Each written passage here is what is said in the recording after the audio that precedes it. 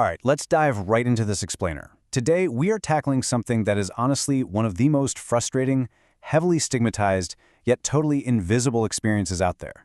We're talking about the agonizing reality of genuinely wanting to do a simple task, but feeling physically unable to start. We are unmasking task paralysis, and we're going to examine exactly how it serves as the critical link between interconnected ADHD symptoms, things like executive dysfunction, working memory overload, and sensory overwhelm. So ask yourself this.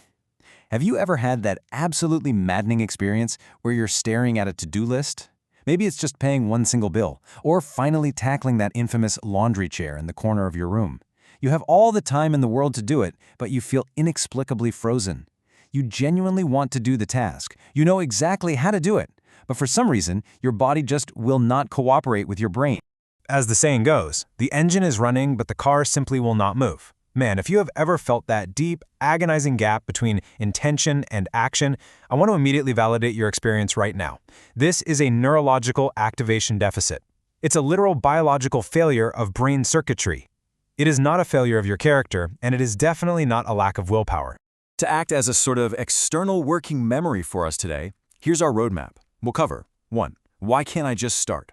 2. Procrastination versus task paralysis.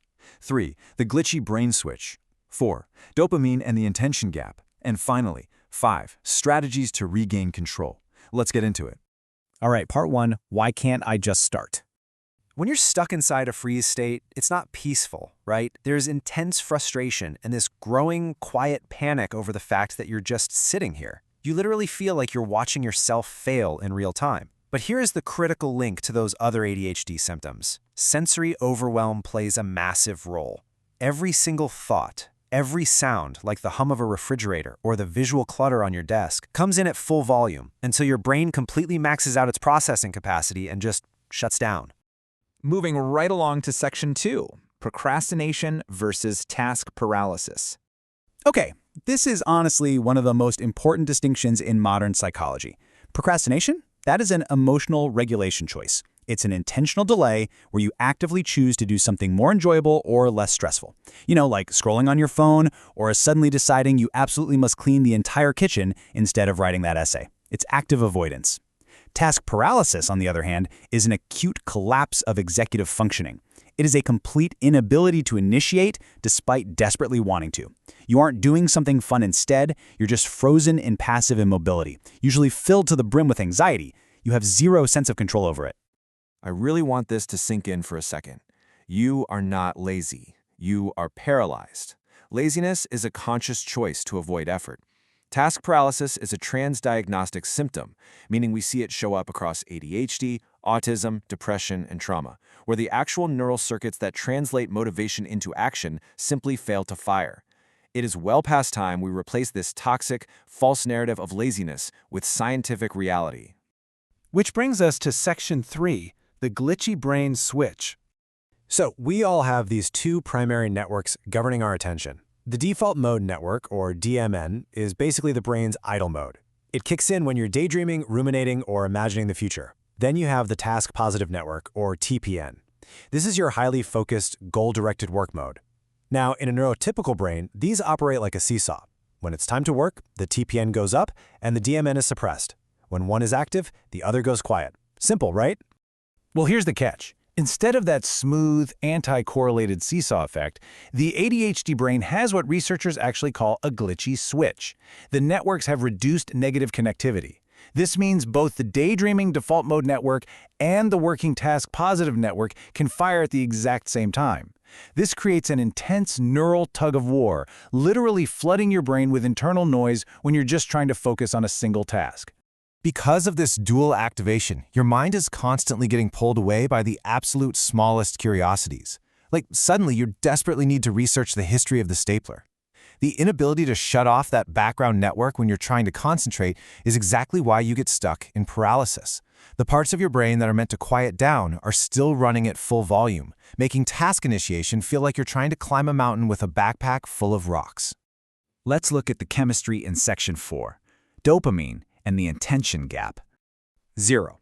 That is exactly the amount of the chemical go signal reaching your motor cortex when you're paralyzed. 0. The prefrontal cortex, which is the planning and executive center right behind your forehead, relies on a tightly regulated supply of dopamine to tune the signal strength of your actions. But with ADHD, disrupted dopamine signaling means the chemical cue to actually physically start moving never completes the trip. Here's the reality of living with an interest-based nervous system. The ADHD brain prioritizes tasks based on interest, novelty, or, extreme panic and urgency, rather than objective importance. So when a mundane, everyday routine task lacks that immediate dopamine reward, the prefrontal cortex simply fails to generate the activation energy needed to bridge that intention-action gap. Combine that with a working memory that easily gets overloaded just trying to hold all the micro steps of a task in your head at once, and your brain essentially pulls the plug and shuts down before you even begin. So, what do we actually do about it?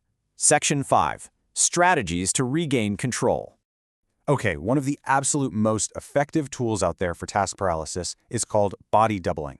This is literally just having another person present in the room or even on a video call while you work.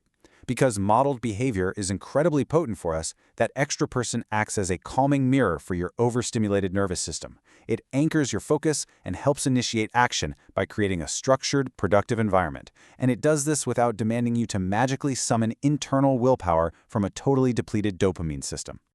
Next up, we've got to completely bypass that prefrontal cortex dopamine deficit. And we do that by removing the heavy burden of decision-making.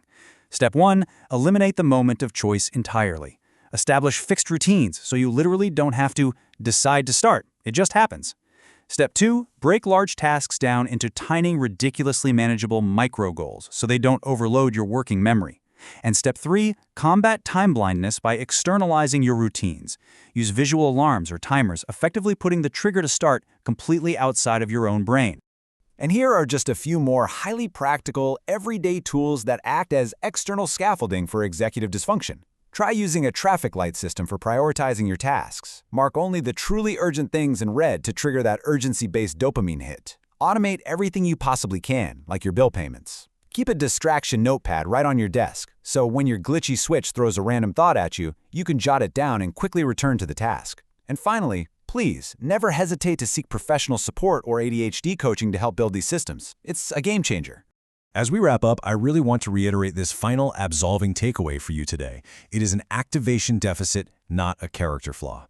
Your struggles are literally rooted in biological glitches in dopamine signaling and network switching. Forgiving yourself and really understanding the structural science behind your freeze states is the absolute necessary first step towards self-compassion and effective management. Which leads us to this final thought to close out our explainer today. Now that you know your brain absolutely isn't broken, it really just requires a different kind of fuel and structure, how will you redesign your day? I challenge you to stop fighting your neurobiology and start working brilliantly with it.